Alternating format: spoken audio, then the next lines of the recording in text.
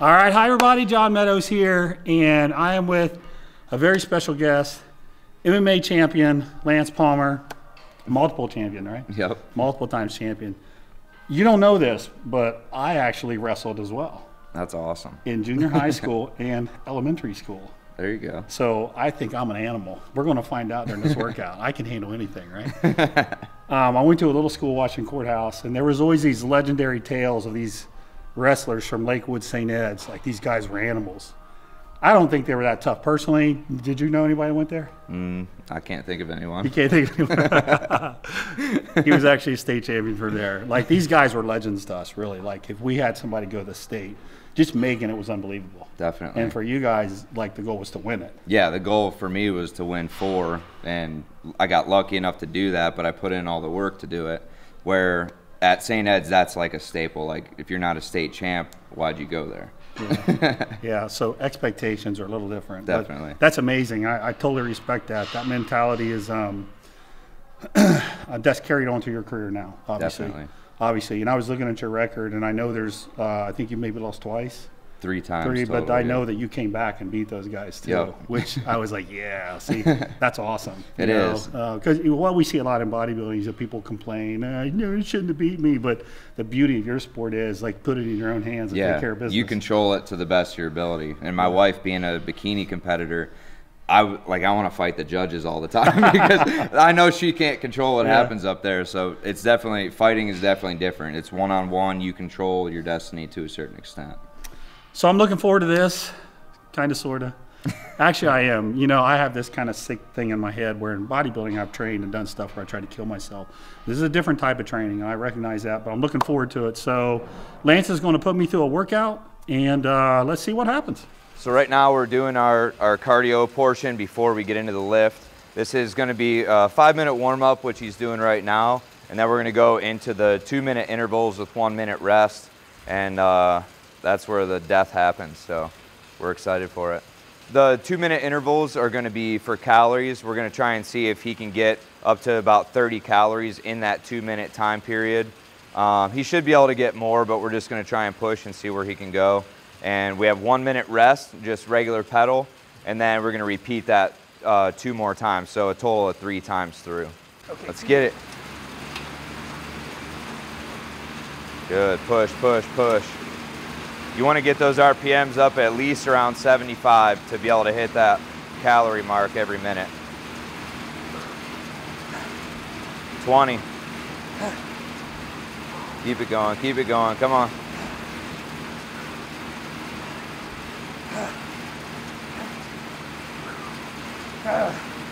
Push, push, push. 5 seconds. Time. Pedal easy. There you go. Whew. So he averaged 20 calories per minute, which isn't bad. I averaged 24 per minute on these, so it's no joke. As you can tell, it gets the blood flowing. So now he's got 45 seconds left, and we go into the second one. Okay, so we're going into our 3rd round right now, the last 2-minute push. So let's see what he's got. After this, we're going to have a 2-minute break and then go into our Magnificent 7. Good, come on, push. You know where your RPMs were on the last one. Try and get them up there. We were at about 75 when we were doing really good. This is when it becomes mental and less physical. Your body's already tired. The mental aspect comes in where you really have to just push yourself past your limits. 1 minute to go, come on. Push yourself, come on. Keep that pace.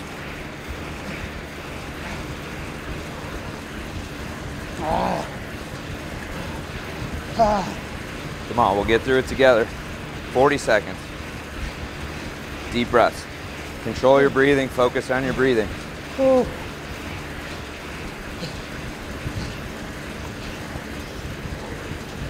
20. You got 20 seconds, come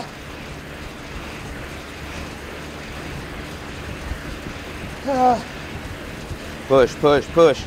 Short time left, short time.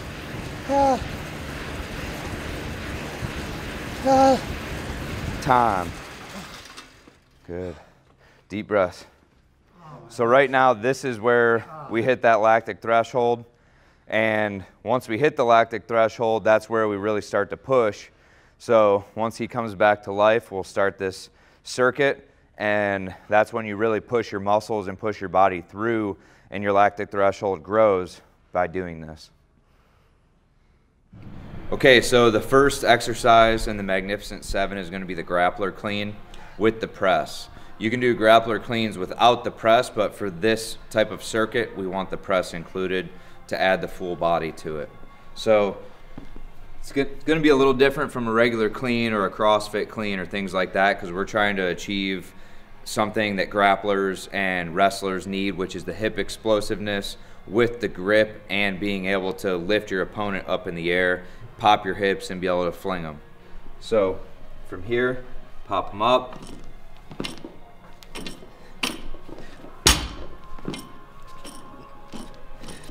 Two, one, go. Good. Use those hips and pop it up to the ceiling.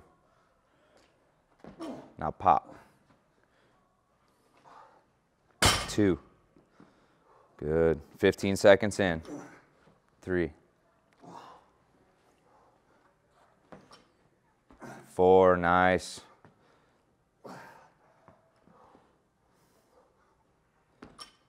5, nice. 30 seconds. Good. 6.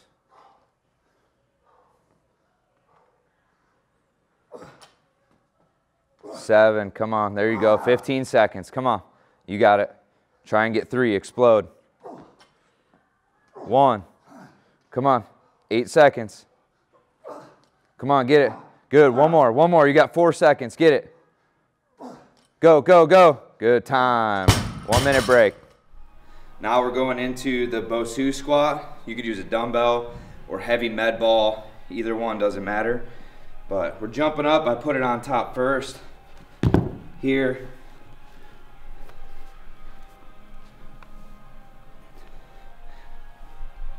Nice and controlled. So the Bosu squat equates to us being stable in certain positions that your body shouldn't be. Say somebody's on a single leg, you have that stability in your hips, your legs, your lower body.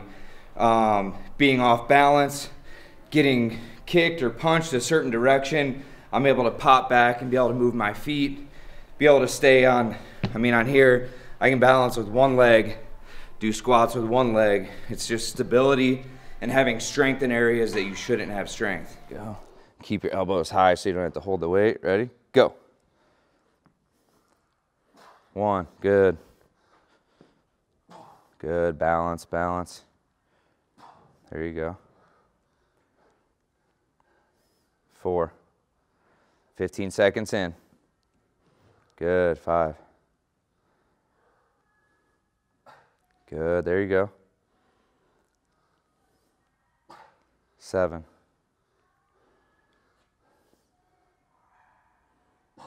8. 30 seconds, come on, you got it. Squeeze those glutes, pop back up. 8. Come on.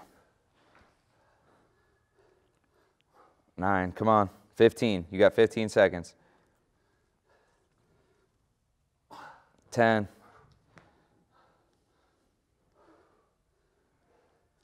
11. Time. 12, good. Here we have the dumbbell snatch.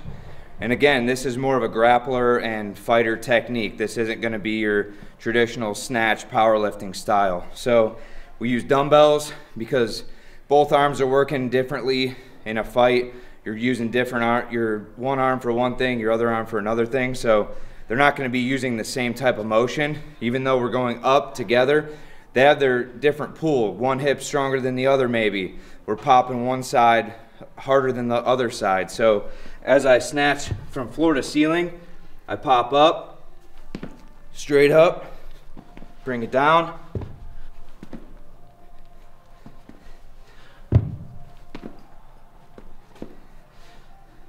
So we're using that hip explosiveness again, being able to pop the arms up. Same thing as our grappler clean in a way where we're trying to get underneath that person, lift them, and slam them to the mat. Go. 1, nice. 2, good. That's exactly it. Keep that explosiveness. 3.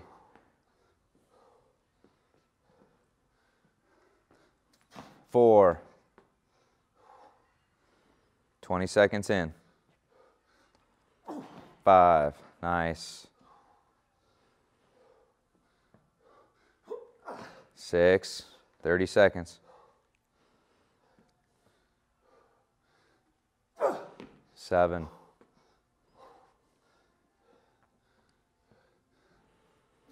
8. Come on, push it. 15 seconds.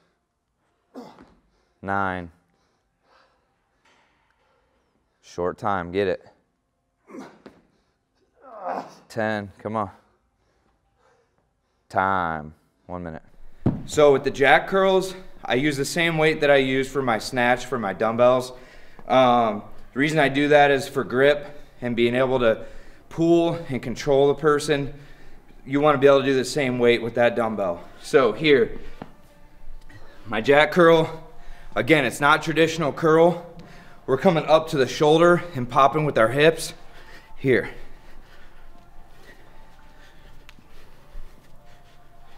I want to be able to pull in a different motion from a regular row and a regular curl, and that's kind of where the jack curl comes in. We're using our hips a little bit, kind of keeping that motion, but muscle fatigue is the same.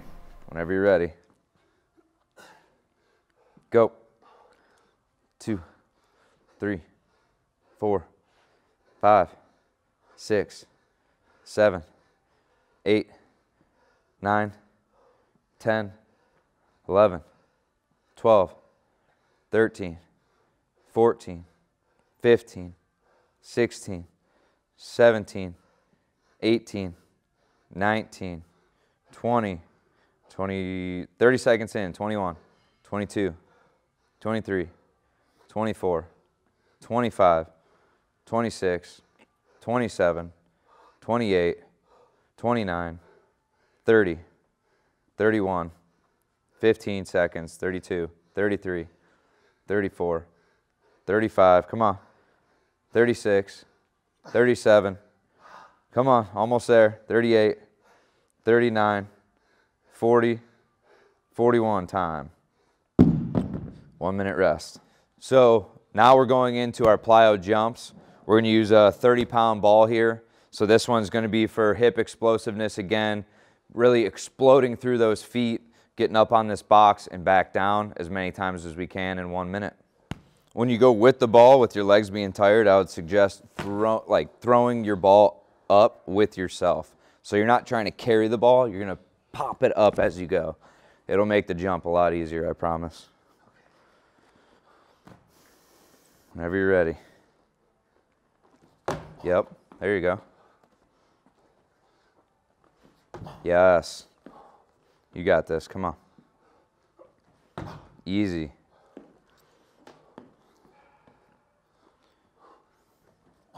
Nice. There you go. Almost 30 seconds in. There you go. 30. Good, come on. More than halfway. Yep. Explode. Hip hinge and explode.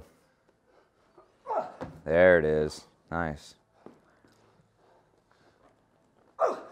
Good. 8 seconds. Almost there. Good. Get one more. Get one more. Short time. Time. Nice. Good.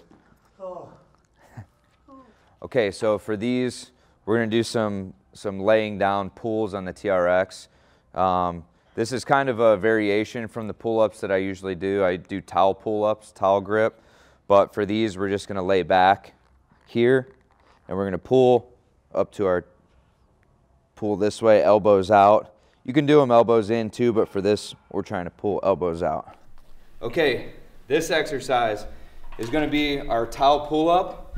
We're improvising today. We have the strap here instead. So on our towel pull-up, we wanna make sure it's kind of a different grip. You have to kind of squeeze as tight as you can. We're here, all the way down, all the way up. That's just pure grip strength, being able to hang on to somebody, get wrist control, be able to get that choke sunk in. It's all from your grip. Whenever you're ready. Go. Good, come on, pull. Try and get those feet as much under you as you can so you can get a good pull. A little farther towards me. There you go. Even more. Keep the slack out of the rope. There you go.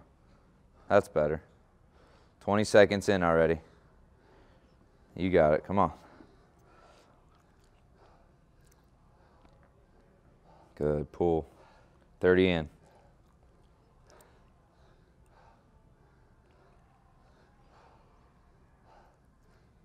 Nice. 15 seconds. Come on. Try and rep it out. Squeeze that grip. There you go. Come on. 5 seconds. Come on.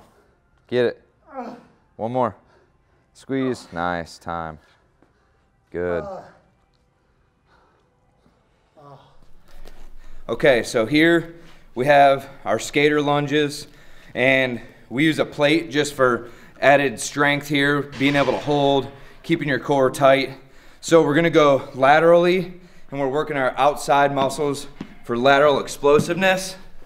Trying to get out as far as I can.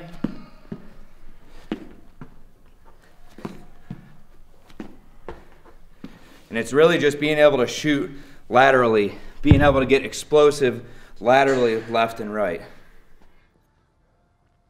Ready? Go. Yep. Good. Try and keep your chest up and keep the weight up. There you go. Good. Continuous motion for 1 minute.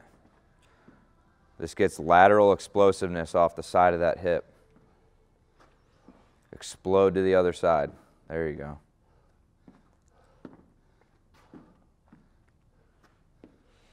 This is something we usually do on a skater machine with the little footies on, sliding to the left and to the right. 20 seconds left.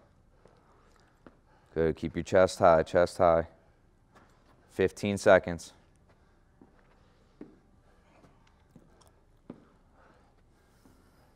Ten seconds.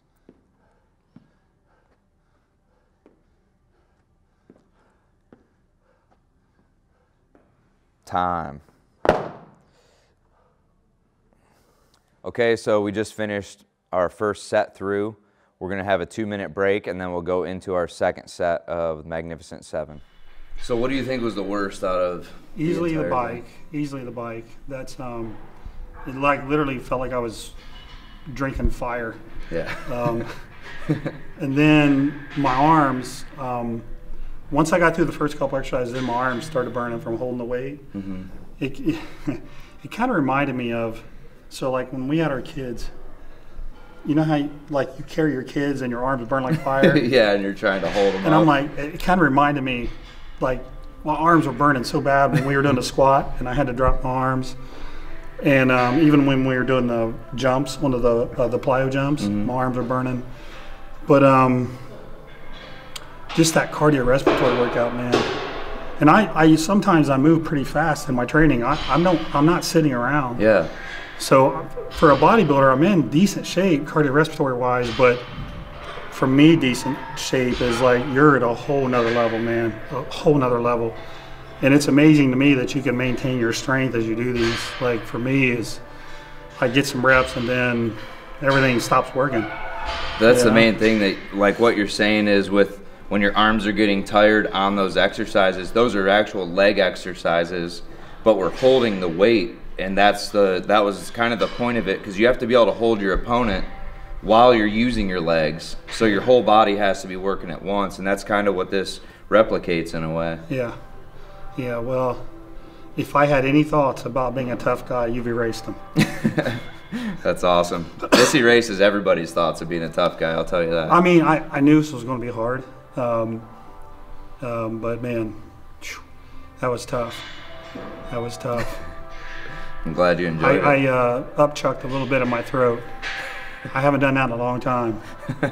So, yeah. That's the fun in it. I'm kind of wondering what I'm going to feel like tomorrow. Tomorrow and the next day, those will be the telltale factors. And how many times a week would you do this?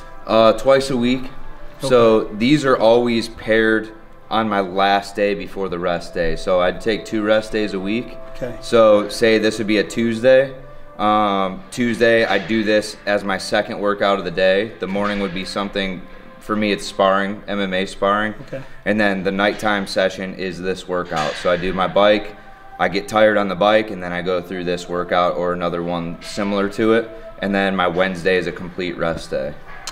But what I was thinking too was, even though I'm tired, and even though you're in much better shape than me, it allows you to push harder, so you're probably just as tired because you're expending more effort. Definitely. Right? So I can't see this ever getting like easy for you. It never gets easier, because if you can do more reps with the weight you're using, then you're just getting more tired because you're getting more reps in that minute. Yeah. Or you're getting more tired because you're getting more calories burned on the bike, or you're getting a higher wattage. It just never gets easier. It's always, you're chasing that golden goose every time. That's what I was figuring. Like, there's no point at which you could get used to this. No. If you stayed at the same rep range each time, you'd be able to get like a gauge of what you're doing and how good you're doing at it. But that's not the point of it. Is always to break through that threshold, because if you think of it, your threshold is right here now for that lactic acid buildup, and if you continually did this for a couple weeks in a row, it would constantly build, and you'd know what reps you're able to get on the grappler clean or how many calories on the bike. It would always grow, and you'd be like, man, I'm getting better at it. But then also you're able to do more, so you're still going to get tired. So the mentality is the same in bodybuilding, because you're trying to get a little bit stronger, a little bit more reps, and you can't do that all the time. So sometimes it's, we call it metabolic training is what we call it.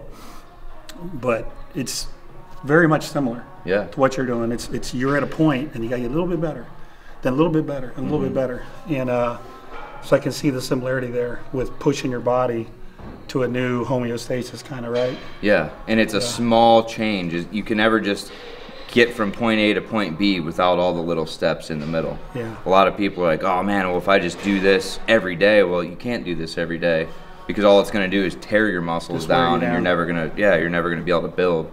Yeah. And that's the biggest thing with our training, is the recovery is just as, if not more important than the actual traying. It's funny, man, just so many parallels with bodybuilding. It really is. It really is. And I think with any sport, like, you're at that level, then how do you push to get a little bit better?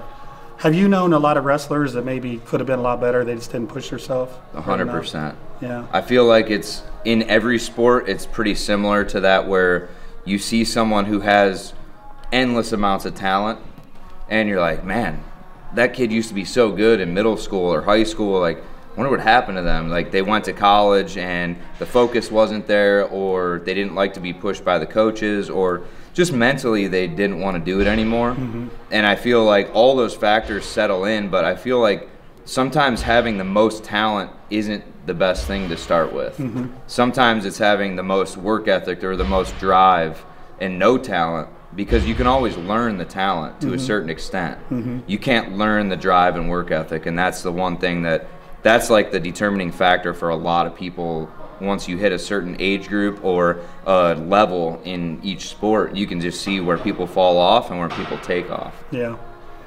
Yeah, and I would think too that when talent is neutralized and it starts to get into the later rounds, that's when stuff like this would be the difference maker. Now all of a sudden one guy, he's used to pushing himself, he can work through it, where the other guy's like out of gas. Yeah, Yeah. And it's the old saying, you know, hard work beats talent when talent doesn't work hard. Yeah.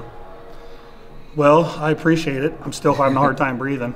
I'm glad I was able to come in here and give you a good workout. Yeah, man, this was awesome. Heck yeah, that was good. The next time I'll be 1% better. Exactly. That's what we work for.